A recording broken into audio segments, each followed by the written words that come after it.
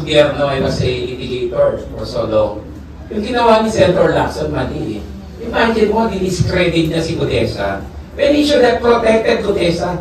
Gutesa is the only witness to have identified positively yung delivery at saka yung mga personalities who allegedly received the deliveries of cash in billions, ha?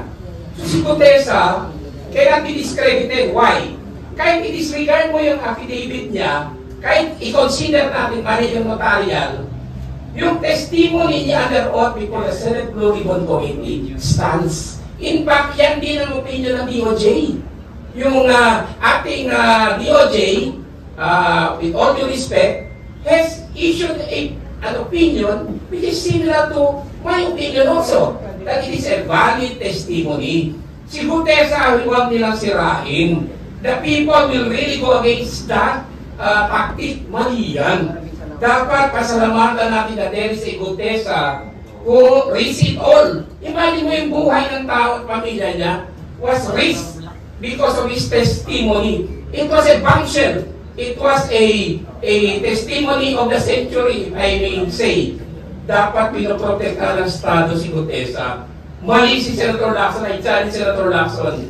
Bakit hindi mo protektahan si Gutesa? Kung totoo, that you really stand for justice. Yun. Because, mga kababayan, sa araw na ito, dinideklara namin si Tito Soto at si Ping Lacson ay mga special agents ni Marcos at ni Romualdez. Kaya sila nandyan sa loob ng Senado. Special agents ni Marcos at ni Romualdez. May question yata si brother, no? Last 2 questions na susunod. O kung mayroon pa magkapahabol, okay naman po kami. Noel Complet. Huli ka. Ay, through attorney, kahit na sino po, attorney, especially through Rito Amparo. Ano pong masasabi niyo doon, attorney? Kahit sino po pwede sumagot? Yung Rito Amparo, that only comes about pagka pinuli ka. Parang ano yan writ of habeas corpus din yan, you know? Wala pa naman so far, but that is a right that you can rely on once your person is violated. Pero ito lang sana appeal ko sa Korte Suprema dahil hanggang ngayon matagal lang kinulong nila at kinidnap si Duterte. Mayroong mga petition for Rito Amparo, petition for wala pa rin habeas corpus, wala pa rin decision ng Korte Suprema. So, para hindi naman magdududa ang taong bayan na sila ay kasama din sa mga katulad ng ES na may 15%, we don't want to have that kind of suspicion from our people. Dapat gumawa na rin sila. Kasi napaka-importante, lalo na yung decision ng Korte tungkol doon sa 2025 budget. Dapat sana kung may decision na sila, malaking tulong yun sa taong bayan na lalo bang matigilan ng taong bayan tama yung ginawa ng gobyerno or lalong magpoprotesta ang taong bayan dahil dineclare na unconstitutional yung ginawa ni Marcos doon sa 2025 General Appropriations Act. So, ito po. So, basta we just do things within the bounds of law. Huwag tayong gumawa ng illegal, huwag tayong gumawa ng karahasan, basta iprotesta lang natin yung hinaing natin. Lalo na kung apektado tayo mga mahirap, walang kinakain ng sa isang araw, talagang pobre tayo. Kasi ang sinasabi nga ni Recto, 1.7 trillion ang bubuluin para masatisfy yung 6.7 billion. So, hihiram na naman tayo ng pera. Trillion po. 1.7 trillion. Hihiram na naman tayo ng pera ulit. Bawat hiram, magbabayad ang bawat Pilipino ng pera. So, yun po, mga kababayan. Just be yourself. Do not violate the law. Magsabi kayo ng hinaing nyo at yun po, mga kababayan. Yun. So, last two questions. Ma'am, all yours. Okay? Identify please sa inyong sarili.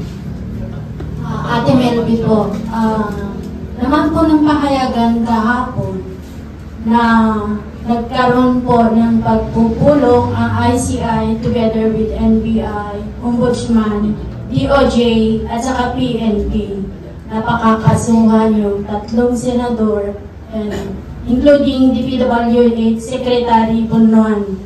Pero nabalitaan din po natin na si Bunuan ay nakalipad na. So, anong masasabi niyo po doon, sir? Katulad din kaya po ito doon sa pagsibat ni Saldico. Kaya nga po, ang pinag-usapan po natin, Melody, kanina pala, yung delay. Kasi, kung naalala nyo, ang tagal na nung nagsabi ang mga testigo, doon pa lang sa si Marcoleta pa ang chairman.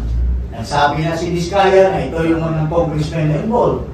Nagsabi na si Diskaya na yung si Marvin Rillo, sinasabi ng Marvin Rillo na si Romualdez ang kanyang padrino.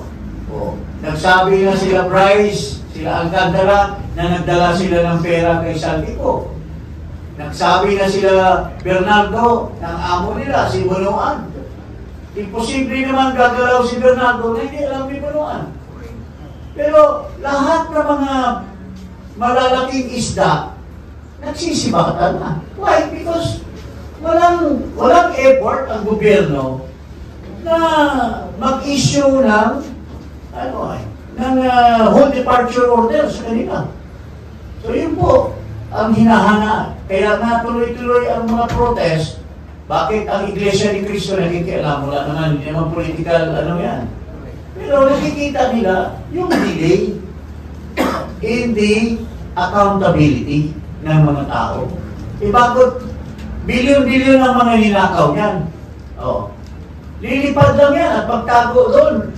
Habang, they can hide. Anywhere. Sa Latin America, sa mga Seychelles, sa mga kung ano saan, pwede lang magtago. Why? Because the long arm of the law has not reached them. Yun po ang hinahanaing ng tao na di na-justify ni Marcos. Matagal yan, magpinta pa ng kaso. Hindi po. May mga proseso ang gobyerno na mapatigil yan mga tao na yan na hindi magalipat. So, yun po ang kabulastugan ng gobyerno ni Marcos. Gusto nilang pigilan ang taong bayan na nagprotesta, pero yung mga magnanakaw, hindi nila pinipigilan. That's the imbalance of this government. Kaya nga, ito lang pong huli kong sinasabi. Sinasabi nila, huhulihin yung mga destabilizer. Hindi po nag-destabilize ang mga tao. Dahil dyan, nagpuprotesta ang tao dahil si Marcos mismo ang nag-destabilize sa gobyerno for lack of competence in running the government. Kaya nagkaloko-loko na ang buhay ng bawat politiko.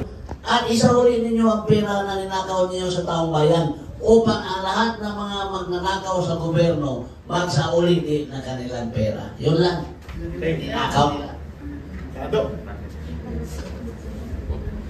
Bagsak na po ang turismo ng 25%. Ang trade, wala na rin pupuntahan, 19% ang tariff. Ang exchange rate, 60 na. 59 something na. Ang gross domestic product po natin, ang target natin, binaba na ng World Bank. 4% na lang. 45% po ang ibinagsak ng foreign investment. 45%. 5 billion po ang nawala sa stock market from December 2024 to today. Ang bigas, hindi pa rin 20 pesos. At meron pang hahabulin si Ralph Recto. Baka doblehin ang bat daw para habulin ang 1.8 trillion para may manakaw ulit. BBM, ano ang ibig sabihin? Budol noon? Budol na naman ngayon. Yes. Marcos,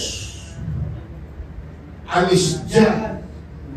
Isama mo na ang intentional cover-up ng mga insertions, aka ICI. May makukulong ng December, bakit? Magre-resign ka na ba? At magpapakulong. Wow! Susuko ka na ba? Wow! Magpapakulong ka na ba? You will plead guilty. Wow na wow! BBM, budo doon, budo na naman ngayon. Marcos, alis dyan! Ayos. Tony Manilo na. Okay. I pity our people. Naawa ako sa ating mga mamayan at sa ating sarili.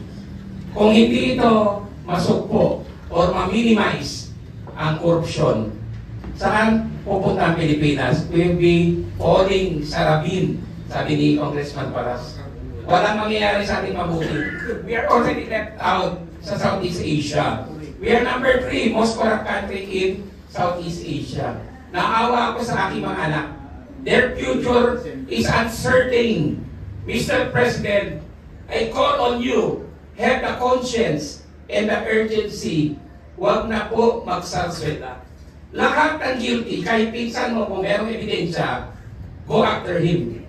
That's your duty under the Constitution to faithfully execute the law. Walang kinikilingan. Yan ako mabibilig sa iyo kung magpapakulong mo kay pamilya mo. Based on evidence, not based on politics. This is not about politics. Corruption is about criminal acts. Thunder. Hindi po yan politika. I'm calling on your resignation kung hindi mo kaya. Kung hindi mo na kaya, give it to somebody else who can do it. Hindi to pang-political my part. I'm a lawyer. So, naawa ako sa ating bansa eh. Bagsak na. Maraming salamat po. Congressman Jing. Mga kababayan, dalawa lang ang tandaan yung sinasabi ni Macoy Jr. Mga kababayan, we have 5,500 flood control projects. Palakpakan sila lahat. After 1 week, sabi ng Diyos, ang bugero itong presidente nito, pabahain ko nga, o paulanin ko nga. O, walang 5,500 flood control. Ano sabi niya? Uy, pasensya na, na-overwhelm, binagka ng barko. Susunod, dumating na ang 2025. Binisto ngayon na, uy, ang daming blanco. Huwag kayong mag-alala. I have the veto power. Hindi ko papalusitin yan. So, tinanong siya, Sir, anong gagawin mo? I have read 4,000 pages. Walang lulusot, pero 29 billion lang pala. Pinalusot pa rin ang 250 billion. Tapos sabi niya, mahiya kayo! Palakpakan na naman! Sabi ng iba, Sir, hindi ba mali yung basa mo ng script? Hindi ba dapat sinabi mo, mahiya tayo? Tapos, paano sabi niya, John B., talo na ito. Hindi natin ito kamot sa ulo. So yun po, mga kababayan, kung kumakamot ka na sa ulo mo, hindi mo na maintindihan kung anong nangyari sa bansa mo, it's about time to get out of the way so that a brilliant, competent Filipino, whoever she may be, or he may be, for that matter, ay papalit para sasalbahin ang taong bayan, ang sambayanan na Pilipinas. So, mabuhay pa rin ang taong bayan. Huwag tayong tumigil habang